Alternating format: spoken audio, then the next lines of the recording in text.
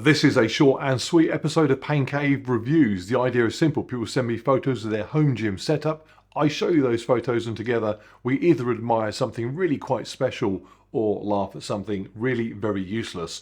Now, I have a slightly injured leg at the moment resulting from my 100k ultra that I ran last week. Stupid. So I thought I'd grab a few minutes just to whiz through a couple of cave entries that came in recently. And you never know, this will be episode 4 in the Pain Cave series, and the 4th instalment in anything can often be the best. I might stumble across a few gems here. I thought maybe even find something that I could take inspiration from for my own setup. I might have been hoping for too much. Okay, to start us off.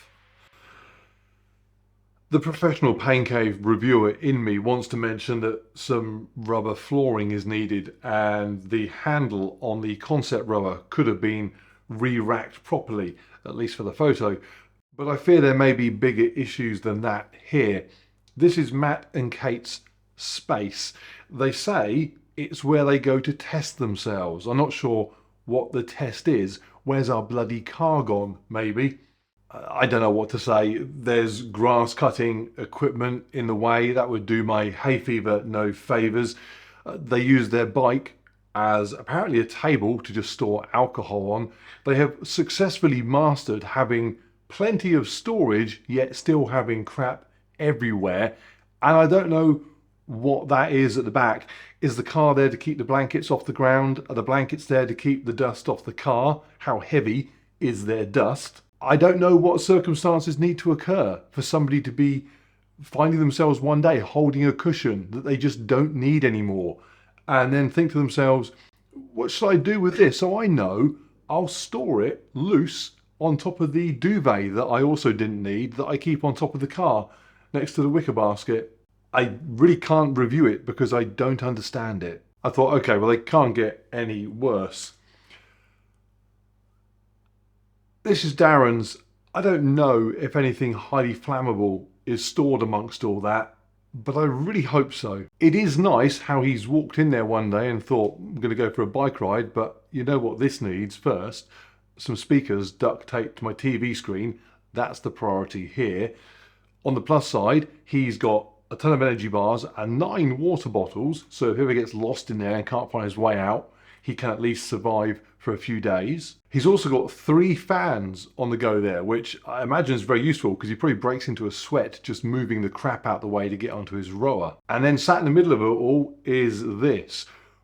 Oh, what can he possibly do with that in there? I was going to say, if you just do a couple of kettlebell swings, you'll probably break something.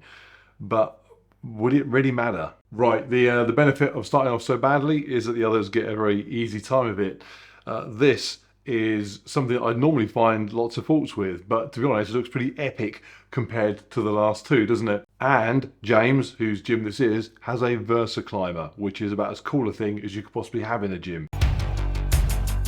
In fact, it's so cool, it would probably make up for even the worst motivational wall art if he had any, which he doesn't appear to, although he does have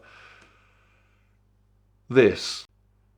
This seems to be a surfing whale. I'm not going to be mean about it because I can't tell if this was done by James during a long VersaClimb session with a couple of marker pens that he just found lying around, or maybe it's a work of deep, meaningful significance to him, maybe done by someone of great importance to him, maybe even somebody that's no longer with us, maybe somebody who, when they were with us, was suffering from impaired vision. I don't know. It's a whale, it's surfing. I think we just move on. Because yeah, I mean, this is an okay space. The flooring is good. The walls are painted, which is nice. I'm not entirely sure what this is. They have a small child they force to sit and observe their workouts. Maybe they've got a coach, but he's really, really tiny.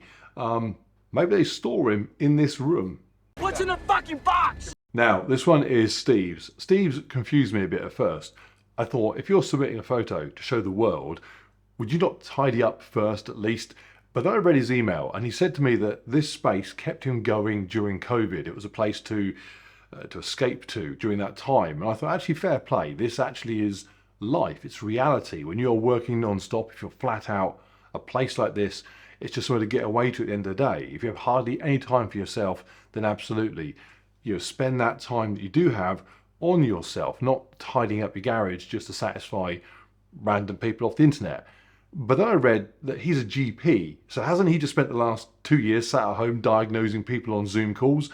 This place should look immaculate. I'm just kidding, obviously. I'm sure GPs really are actually far too busy to tidy up their pain caves. It might look like you can never get hold of them, and because of that, I suppose it's easy to assume they're all just shuffling around in their home gym with a broom.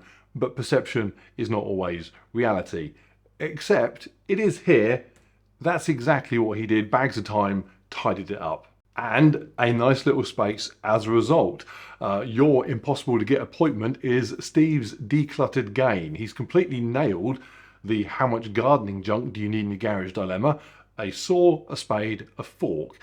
I don't know much about gardening, but I can't believe there's much you can't achieve with just those fundamentals covered. And then a rack, some free weights, a rower, a wahoo kicker, a treadmill, chin bar. It's all very, very nice. One tip I do see, I see it all the time, foam floor tiles. I can't tell exactly, but I'm 90% sure those are the ones you see in many home gyms. You can buy them in DIY stores. They're normally stacked up very high and very cheap, close to the till, for good reason. Spend a bit extra on your floor tiles. Get industrial rubber matting that is used in commercial gyms, as I have in my garage. Money well spent. Ironically, the next submission looks like it might actually have decent floor tiles, but it doesn't have much else going for it at all.